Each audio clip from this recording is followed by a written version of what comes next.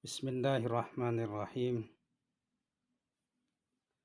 Assalamualaikum warahmatullahi wabarakatuh. Apa kabar anak-anak? Mudah-mudahan kita dalam keadaan sehat walafiat. Hari ini kita belajar sejarah kebudayaan Islam. Minggu yang lalu kita telah membahas kemajuan peradaban Islam masa Daulah Ayyubiyah. Di antaranya bidang pendidikan, bidang ekonomi dan perdagangan, bidang militer dan sistem pertahanan, bidang pertanian, bidang politik, bidang sosial dan budaya, bidang industri, dan bidang arsitektur. Hari ini kita akan membahas keruntuhan Daulah Ayyubiyah.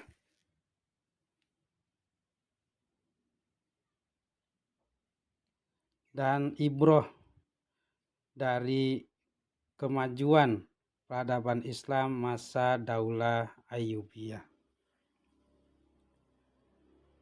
Keruntuhan Daulah Ayyubiyah.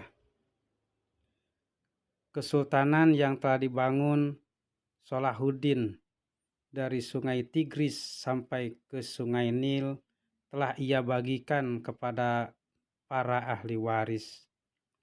Sayangnya tidak ada satupun dari mereka yang mewarisi keahlian Salahuddin dalam memimpin. Keruntuhan Daulah Ayyubiyah Mesir dimulai pada masa pemerintahan Sultan As-Saleh. Setelah As-Saleh wafat tahun 1249 Masehi, istrinya Syajarah Ad-Dur menyembunyikan kematian sang suami. Ia mengambil alih sementara urusan pemerintahan Ayyubiyah atas nama pemimpin yang sakit.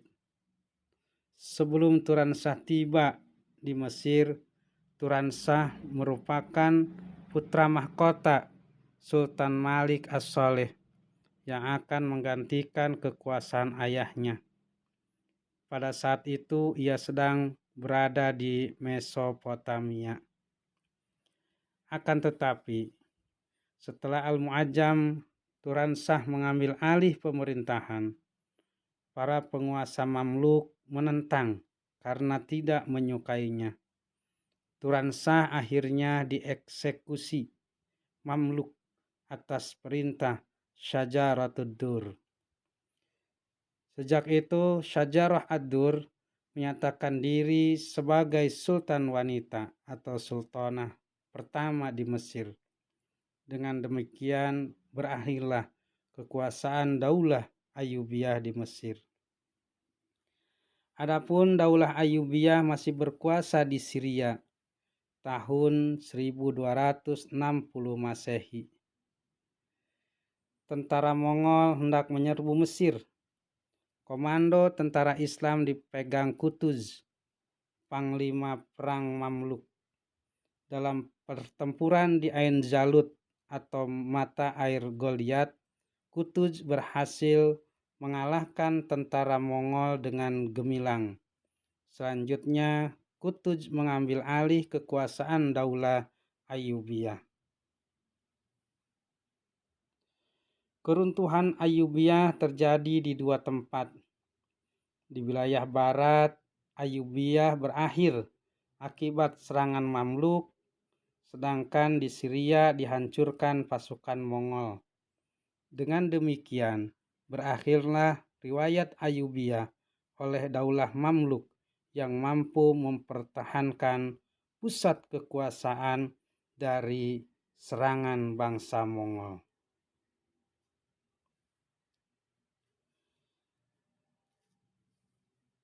Ibroh dari kemajuan peradaban Islam masa Daulah Ayyubiyah. Sejarah peradaban Islam mengajarkan teladan bagi umat Islam untuk mencapai kejayaan di masa kini dan masa mendatang. Adapun ibrah yang dapat diambil dari kemajuan peradaban Islam masa Daulah Ayyubiyah di antaranya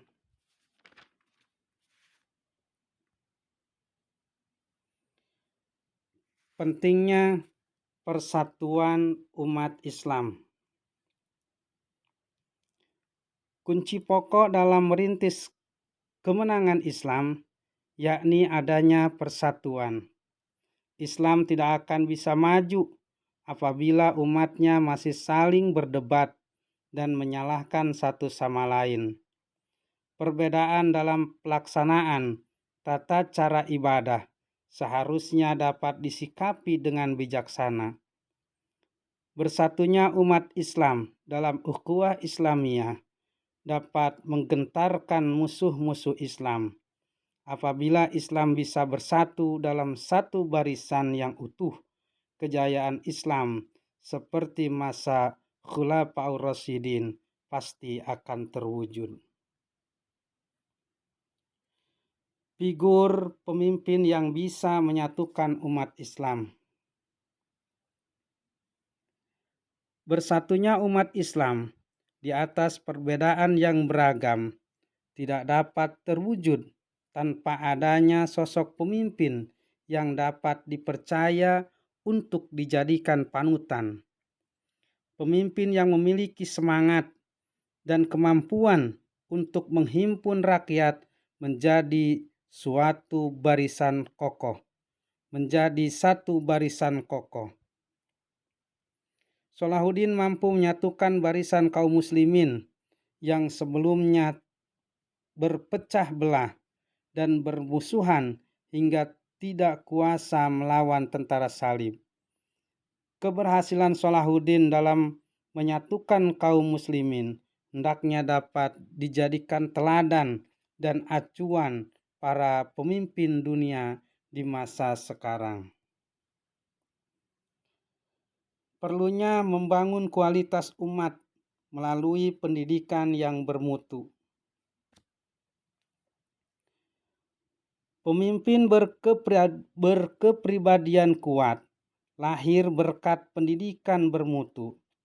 Para pemimpin negeri harus menyadari bahwa sarana paling besar dalam membangun kualitas anak bangsa adalah pendidikan. Oleh karena itu, pemerintah harus memperhatikan peningkatan mutu pendidikan seperti yang dilakukan Salahuddin. Caranya dengan meningkatkan mutu pendidikan, beasiswa bagi anak berprestasi dan tidak mampu, serta pembuatan kurikulum pendidikan yang mampu mencetak anak yang berprestasi, berakhlak mulia, dan pemberani. Budaya positif memperkuat persatuan dan kesatuan umat.